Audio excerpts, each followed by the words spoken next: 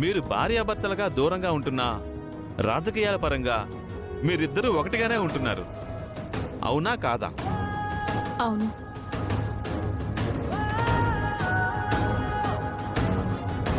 మీ ఆయన రాసలీల మీద మీ అభిప్రాయం ఏంటి?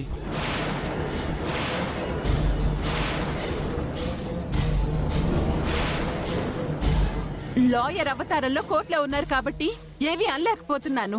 అదే ఈ మాట బయట అనుంటే అమ్మా.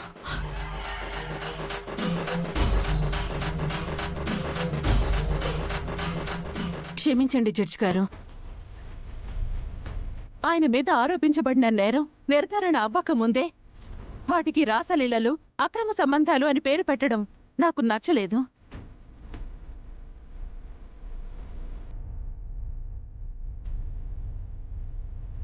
మంది నేరస్తులు తప్పించుకున్నా పర్లేదు, ఒక నిర్దోషికి మాత్రం శిక్ష పడకూడదు అని వీళ్లే అంటారు.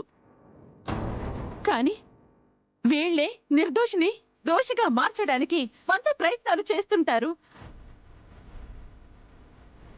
యువర్ ఆనర్, వీళ్ళందరూ కేసుని నీరుగార్చే ప్రయత్నం చేస్తున్నారు.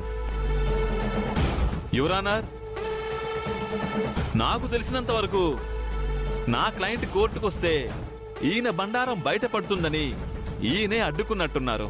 అందుకే నా క్లయింట్ కోర్టుకు రాలేదు. ఫోన్ కూడా స్విచ్ ఆఫ్ వస్తుంది.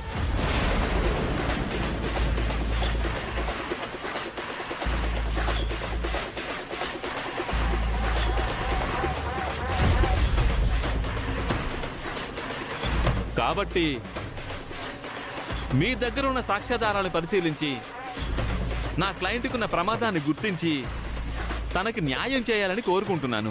That's all your honour. Judge గారు, వాస్తవానికి రాధిక చేసిన తప్పుని నిన్న తను మా దగ్గర ఒప్పుకుంది. డబ్బుకు ఆశపడి ఇదంతా చేశానని కూడా ఒప్పుకుంది. కోర్టుకొచ్చి నిజం చెప్తానని కూడా ఒప్పుకుంది.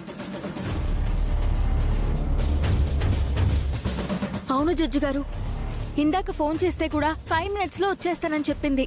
దయచేసి రాధిక వచ్చేంత వరకు వెయిట్ చేద్దాం.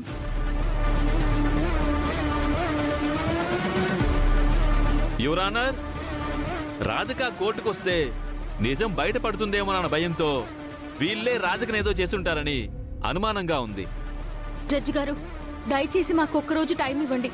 రాధిక ఎక్కడున్నా మేము తీసుకొస్తాం, నిజం చెప్పిస్తాం.